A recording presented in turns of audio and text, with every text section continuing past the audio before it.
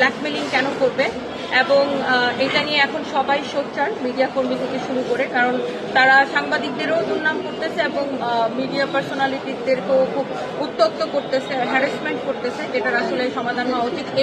এই আকাশ নিবিড় আমি খোঁজ নিয়ে দেখেছি বিগত সময়ে সে আরো অন্যান্য সেলিব্রিটিদেরকেও ব্ল্যাকমেইল করেছে এবং চেষ্টা করেছে, এবং বিশেষ করে সে মেয়েদেরকে টার্গেট করে, হ্যাঁ, মেয়েদেরকে টার্গেট করে সে হচ্ছে যে এই কাজগুলো করে থাকে।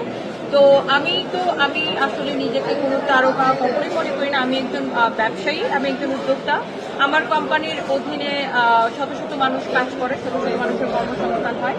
আর আমাদের প্রত্যেকটা মানুষের একটা সামাজিক মূল্যবোধ থাকে। আমি সামাজিকভাবে হেয় প্রতিপন্ন তার এই মনোকর্মের জন্য। তবে বিজ্ঞ আদালতের কাছে বিচার প্রার্থী এবং আমি আদালতের উপর আস্থা রাখি যে এটা ন্যায় বিচার আমি পাবো। ব্ল্যাকমেলিং কেন করবে এবং এটা নিয়ে এখন সবাই